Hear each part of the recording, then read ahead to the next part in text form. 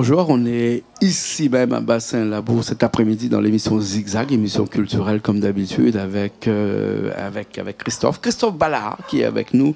Hein, comment ça va Christophe? Merci bien.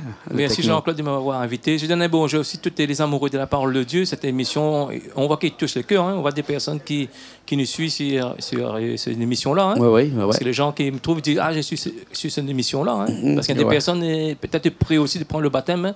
Grâce à cette émission-là aussi, tu es touché. Sûr, hein. Bien sûr. Sur ton t-shirt, aujourd'hui, c'est écrit Jésus-Christ, l'alpha et l'oméga. Ah, merci Richard qui nous fait un plan sur l'alpha et l'oméga, le début et la fin. Hein, parce que Jésus-Christ, c'est aussi le début et la fin. Mais quand on dit Jésus-Christ, on s'englobe Dieu dans toute sa complétude. Non? Ah oui, parce qu'il n'a ni père ni fils. Comme ça, dans Hébreux 7.3, Jésus-Christ n'a ni père ni mère. Il n'y a pas de père, il n'y a pas de mère. Donc, Marie, c'est qui alors? Marie, en fait, quand c'est biologique, parce qu'en fait, quand c'était un instrument que Dieu a utilisé. Ah ouais. Et Joseph? C'est pareil, hein, parce que c'est un instrument que Dieu a utilisé, parce que Marie, c'est une grâce à reçu. Hein. Il n'est pas demandé d'être la maman de Jésus. C'était quand même un petit peu compliqué dans ce temps-là, hein, qu'une jeune fille qui s'appelle Marie annonce à ses parents, hein, bien sûr, que voilà, du jour au lendemain, je suis enceinte. Bien entendu, ses parents, qu'est-ce qu'ils doivent se poser comme question? Oui, mais c'est qui le papa? En fait, quand il n'y a pas de papa. Il n'y a pas de papa. On va dire, c'est un petit peu comme avaler une couleuvre, là. Donc, c'est comment on fait avaler une couleuvre comme ça à ses parents? C'est la naissance miraculeuse qu'on voit dans... Par exemple, en Luc 1, verset 30, et on dit dans ce verset-là, et il dit comme ça, ne pas peur Marie, car tu as trouvé grâce auprès de Dieu. C'est dans Luc 1, verset 30. Ça, c'est une grâce qui a reçu Mais Marie. quand Marie a annoncé ça avec ses parents, c'était pas un petit peu tiré par les cheveux quand même? En fait, quand on voit que Joseph avait la sagesse de ne pas dire que sa femme a tombé enceinte. Joseph était son meilleur copain ou bien c'était vraiment son mari? En fait, c'était son fiancé. C'est son fiancé. Peut-être que c'est Joseph qui est le père de Jésus quand même, non? Non, parce qu'il était né par le Saint-Esprit. Dans Luc, il pense dans Luc 1, verset 35, 34. Ils n'avaient pas copulé ensemble avant alors? Et dans ce verset, lorsque tu prends ce verset, on dit que Marie, Jésus est né par le Saint-Esprit. Hein? Par le Saint-Esprit. Le Fils unique. Ouais. Et là, aussi... Mais dans ce temps-là, on croyait un peu tout. Parce que... C'est quand même, non? Comment ça? Je fais l'avocat du diable, là, on va me crier dessus, mais dans cette période-là, il y a 2000 ans de ça, on croyait un petit peu à tout. Hein. Quand on arrive, on dit que, bon voilà, je suis enceinte, mais il n'y a pas de papa, c'est le Saint-Esprit. Excuse-moi, mais quand même, c'est dur à avaler. Moi, si je suis le père, une claque de la figure de Marie, puis je lui dis comme ça, qu'est-ce qui t'arrive? Arrête de me raconter des histoires quand même, non? Là, c'est une bonne question, parce que là, Joseph avait l'occasion de diffamer Marie, hein, veut dire comme ça, dire à toutes ces personnes que sa femme l'a trompé, sinon lapidation, parce que les juifs, c'est lapidation. Hein. Ouais, bien sûr. Il n'a pas fait ça, hein. Il n'est pas dénoncé, c'est un homme sage. Hein. Et nous, par exemple, nous, chrétiens d'aujourd'hui, si notre femme va nous tromper, nous va lapider. Hein. Ah bon? Lui, on va... De plusieurs façons. Hein. Déjà, on va la quitter. Oui. Après, on va commencer à causer un petit peu sur lui. Oui. Voilà. Mais dans cette période-là, dans ce temps, il y a 2000 ans de cela, hein, quand Marie arrive et puis dit que je suis enceinte, heureusement qu'il y a Joseph qui est là et qui prend le dessus. Dit, voilà. Hein, même si au cas les parents vont dire quelque chose, je vais dire que c'est moi le père. Oui, parce que là, il dit ça dans Luc 1, verset 34, 35, si je me trompe pas, il dit ça. L'ange, il dit ça. Et Marie, ce jour-là, Jésus était né par le Saint-Esprit. Après, il dit ça, ne pas avoir peur. Parce qu'il parle le Saint-Esprit, il est né par le Saint-Esprit. Une assimilation artificielle, presque. Hein. Aujourd'hui, il en existe des femmes qui n'ont pas de mari et qui arrivent à faire des enfants. Hein. C'est pas pour autant que c'est le Saint-Esprit qui les a fait. Il y a un grand chanteur qui a chanté ça. Comment il s'appelle encore ce chanteur? C'est un grand un chanteur français qui a dit elle s'est fait tout seule. Hein, c'est une femme qui s'est fait tout seule. Hein, donc elle n'a pas besoin d'homme, elle n'a pas besoin de mari. Hein, si elle a besoin d'un enfant, elle sait comment faire. Et donc, ça me fait réfléchir un peu en me disant que comment ça se fait que le Saint-Esprit a choisi Marie entre toutes les femmes qui existaient comme ça? C'est une grâce. Ouais. Et on dit la Vierge Marie parce que elle n'avait jamais connu d'homme avant. Même Joseph, qui était son fiancé, dans ce temps-là, on respectait. C'était l'amour après le mariage, quand même. Hein? Oui, parce que là, on dit comme ça, et Marie est au fait là, et que le peuple va lapider Marie, hein? C'est la sagesse. Hein? Après, l'ange est venu aussi révéler à Joseph. L'ange? Oui, il est venu pour lui dire que c'est Jésus, en fait, c'était le Messie aussi. Ouais. Et après, Marie, Joseph l'a accepté, ça. Hein? Ah ouais, d'accord. Dans ce temps-là, il n'y avait pas de facteur. Il n'y a pas de facteur. Non, il n'y a pas de facteur dans le temps, là. Hein, parce que sinon, on pourrait mettre la faute sur le facteur. Hein, mais là, dans ce temps-là, il n'y a pas de facteur. Je plaisante, mais quand même, pour les gens qui ne sont pas croyants, hein, et qui écoutent ce qu'on est en train de dire, là, des fois, ils se posent la question de savoir est-ce qu'on n'a pas fumé un petit peu, ou bien sinon, pour accepter quand même quelque chose comme ça, c'est quand même, vraiment, la Bible dit ça, mais cette interprétation que l'on fait de la Bible, disant que Marie était vierge et qu'elle a enfanté d'un enfant qui n'est pas le papa n'est pas Joseph, et qu'elle doit fuir aussi après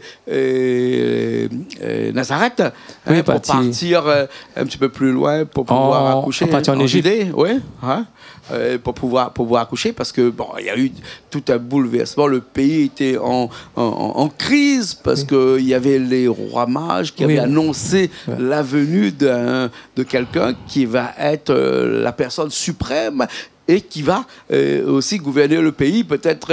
Mais là, dans ce temps-là, même les petits ils commençaient à grandir, et donc on avait peur de ça.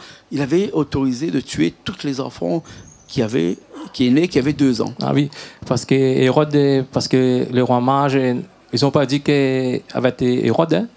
Parce que Hérode, il dit ça va adorer, après il vient me dire. En fait, quand ils ont reçu un rêve, une songe, hein, ils ont parti dans l'autre chemin. Ouais. Et là, Hérode est venu tuer vengeance. Ah ouais, il a tué beaucoup de monde. Hein. Ah, tué beaucoup. Pour Jésus. Hein. Ah oui. Ouais. Pour une personne. Hein. Ah oui, pour une personne. Ouais. Pour une personne, il y avait beaucoup de morts. Hein. Parce que déjà, Marie, ce n'est pas de relation avec un homme. L'ange répondit, le Saint-Esprit viendra sur toi et la puissance du Très-Haut te couvrira de ton ombre. Et en plus que ça, et les catholiques disent aussi que Marie restait vierge. C'est faux, hein, parce que comment toi tu habitues un homme, tu vas regarder dans ses yeux. Ah ouais. Et on voit que c'était pas possible que Marie. Enfin, peut-être qu'il était vierge avant, mais peut-être pas plus après, parce que déjà, il paraît que Marie a eu des enfants après aussi. Non? Si, il y avait des enfants. Après, comme dit l'Église catholique, ils n'ont pas éclairé. Le Seigneur va les éclairer, hein, parce qu'il y avait Jacques, le frère de Jésus, Jos. Jude, sœur, frère, avec deux frères et sœurs. Jésus était le premier-né. Ben oui, mais comment un homme peut rester avec une femme de regarder ses yeux? Pour moi, c'est pas possible. C'est pas possible. Même toi, mais bien sûr. C'est humain, c'est normal, c'est physiologique, c'est naturel, on va le dire. Hein. Voilà. Après, au-delà de tout ça, hein, on va passer sur un autre sujet, parce que ça, c'était pas notre sujet d'aujourd'hui. Notre vrai sujet aujourd'hui, c'est un sujet que tu connais bien. Hein. Tu m'as dit tout à l'heure qu'on va parler de ce sujet-là. Ouais. Oui. Et pour les anges, apôtre Paul. Non, les anges gardiens. Hein, voilà, parce que lorsque nous sommes nés de nouveau, et après il y a des chrétiens qui sont dans l'ignorance. Il y a beaucoup de chrétiens qui ne connaissent pas leur identité. Parce que lorsque l'on est né de nouveau, parce qu'on prend Colossiens 2, 13, 14, comme ça, il nous a délivré de la puissance. Colossiens 2, verset 12, 13, il dit « Rendez grâce au Père qui vous a rendu capable d'avoir part héritage des saints dans la lumière. Il nous a délivré de la puissance des ténèbres. Il nous a transportés de le royaume de son Fils bien-aimé, en qui nous avons la rédemption, la rémission du péché. » D'accord. Mais le moment où nous sommes délivrés, le Seigneur, maintenant, nous vient de son camp. Nous sortons de le camp de l'ennemi, du diable, il vient de le camp de Jésus. Nous sommes une nouvelle créature, là, Dieu va nous donner des anges pour nous protéger. D'accord. Et ces anges gardiens-là, c'est les anges qui vont nous protéger tout au long de notre vie. Alors, comment choisir dans ces anges-là qui est bon, qui est mauvais?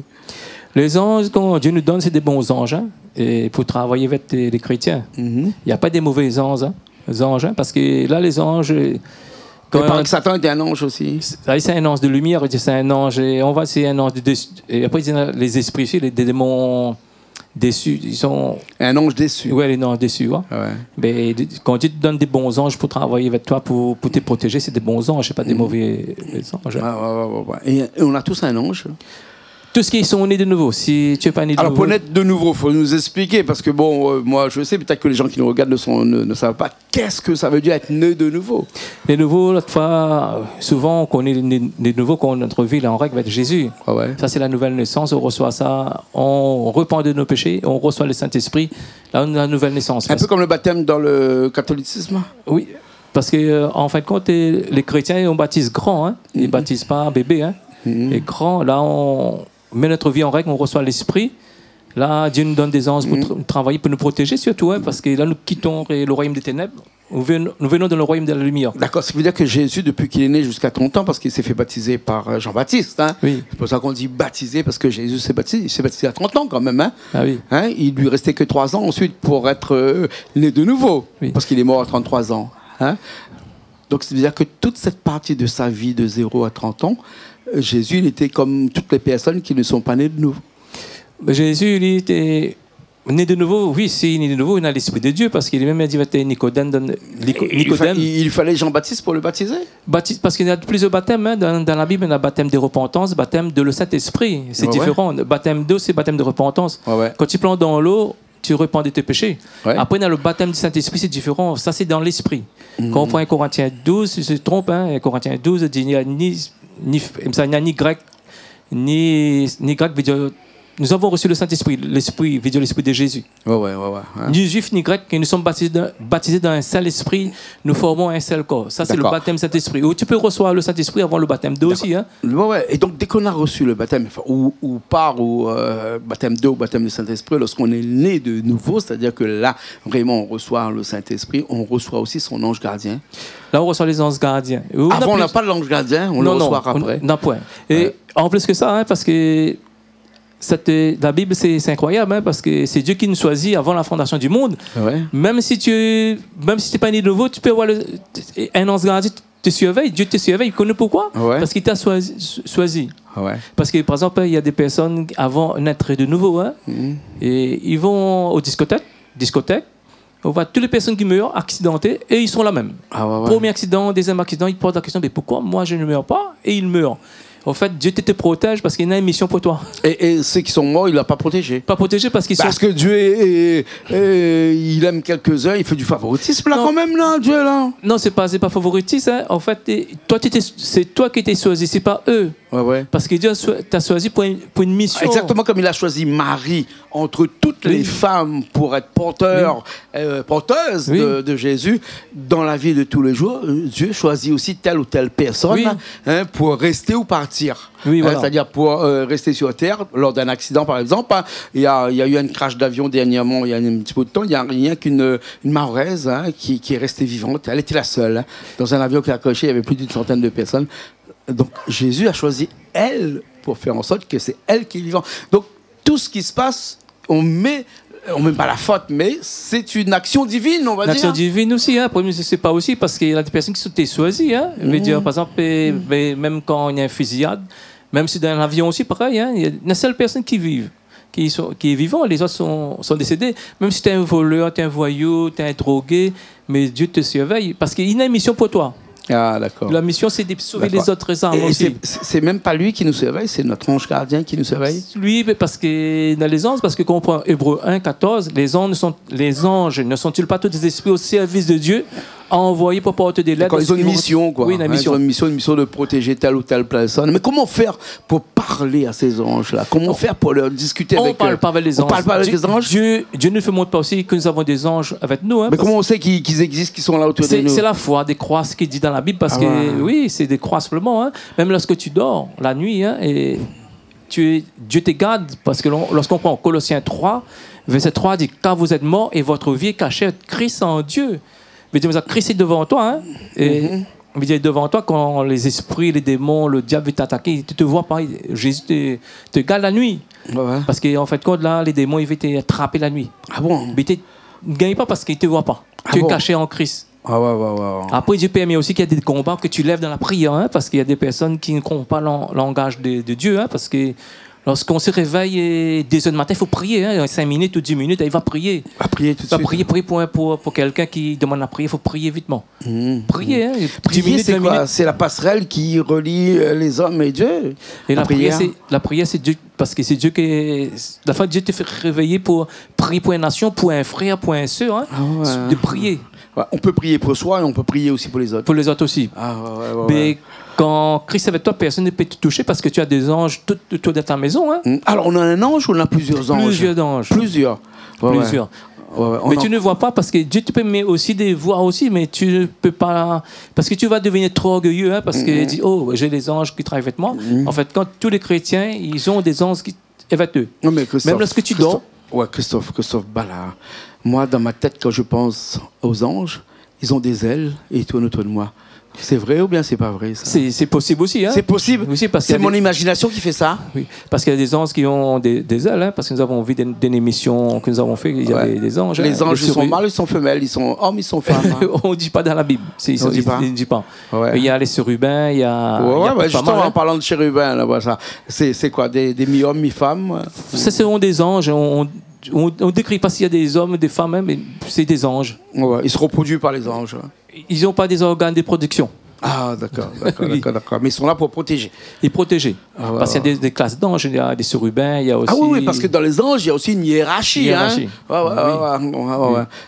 C'est un petit peu comme on est ceinture blanc quand on arrive au karaté, jusqu'à quand on est ceinture noire, qu'on arrive un peu plus haut, et qu'on est ceinture noire, on a des dan, c'est-à-dire encore des ceintures encore plus noires que le noir. Hein? Je ne sais pas si ça existe, mais en tout cas, dans le karaté, ça existe. Dans les anges, ça existe aussi. Il y a des hiérarchies qui font que si on a un ange qui nous protège, qu'on n'est pas d'accord, on peut s'adresser à l'ange supérieur. Parce que déjà, Satan est un rubin protecteur, hein. C'est un ange. Hein. Après, il y en a plusieurs, hein. Il y en a plusieurs classes, comme on a dit. Hein.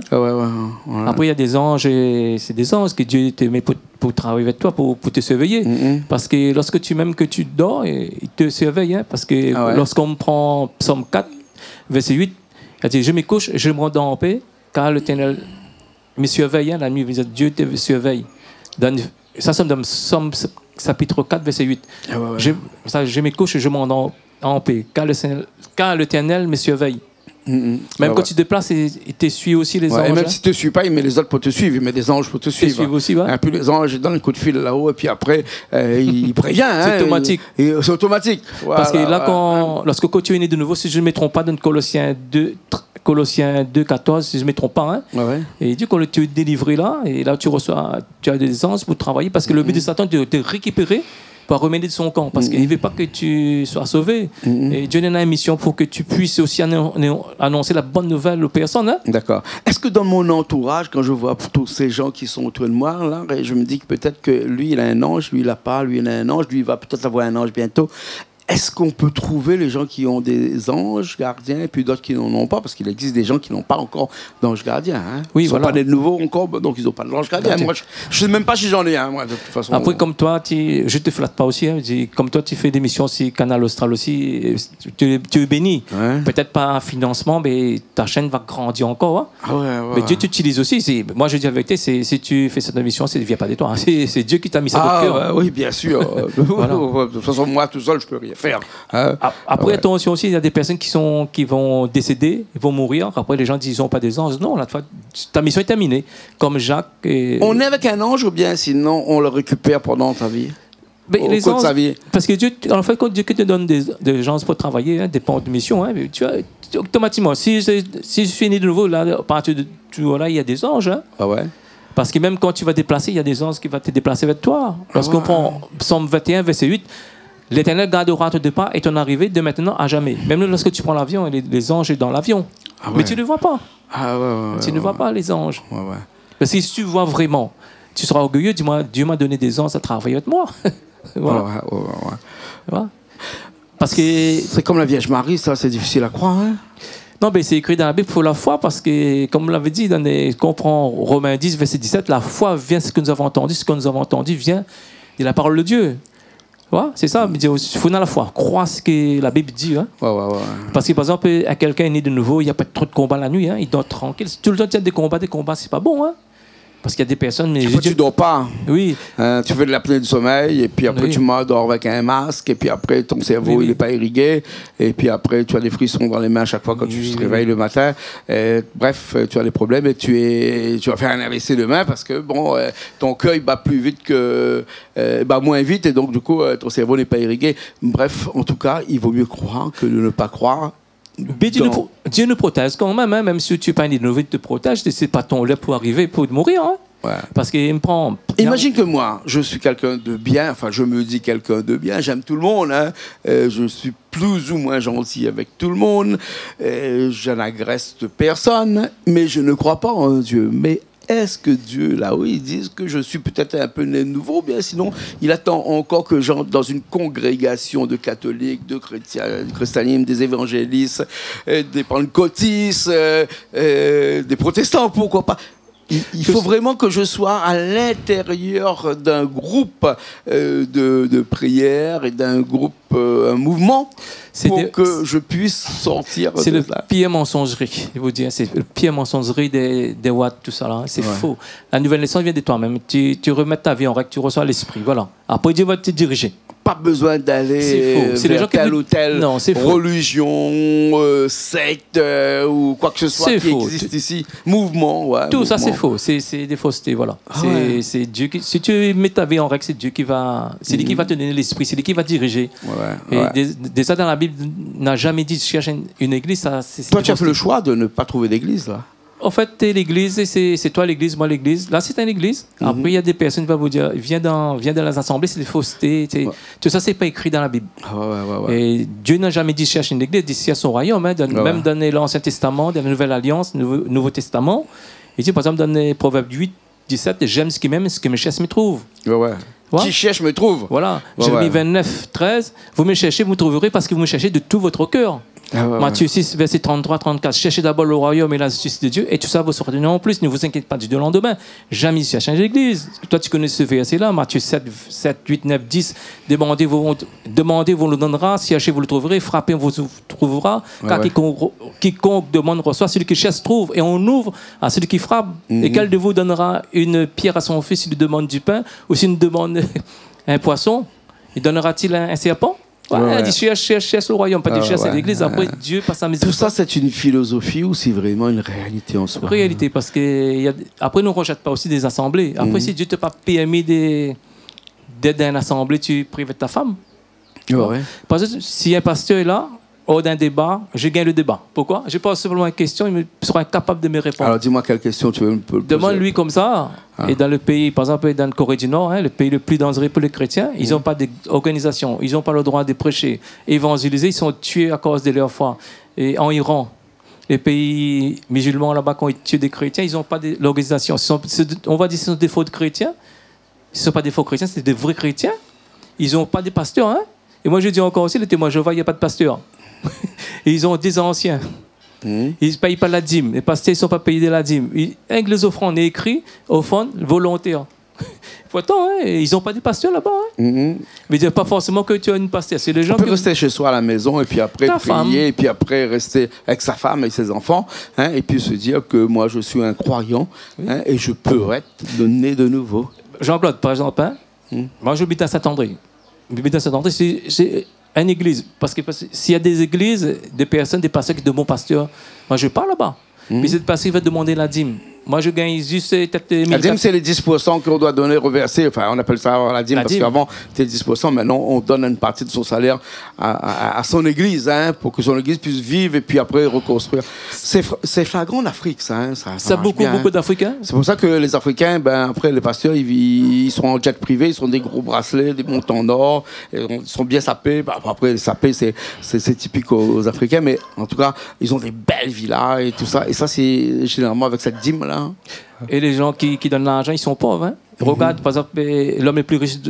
Tu connais la personne la plus riche du monde? Et peut-être tu connais. Hein? Je sais pas, Bill Gates. Oui, Bill Gates. Hein? Il n'est pas chrétien. Hein? Et pourtant, il est riche. Hein? Mais il a une fortune professionnelle. Oui. Mais il y a des gens, des pasteurs qui ont une fortune qui sont faits sur la croyance des gens qui croient en lui. Par exemple, il donne un petit enseigne. En fait, la dîme, c'était pas de l'argent.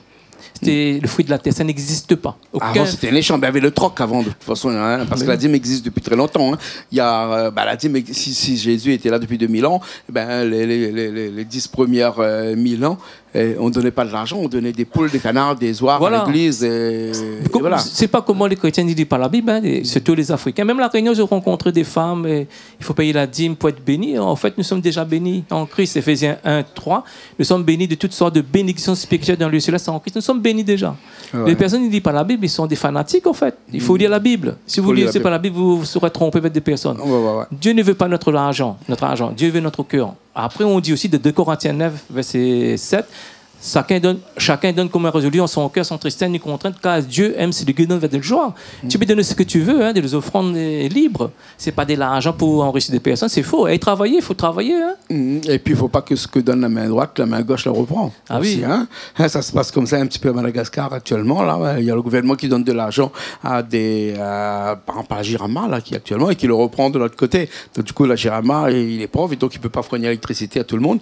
C'est aussi ce que tu donnes de ta main droite, ne le reprend pas de la main gauche, quand même. Hein. Parce que les offrandes, au fait, les offrandes, je ne vais pas dire les personnes des églises, je connais très bien les églises, hein, je ne vais pas dire leur nom là sur la chaîne de télévision, hein, et pas pour diffamer. Hein. Au fait, la dîme même, les offrandes, c'est de l'argent. Hein. Tu peux donner ce que tu veux. Hein.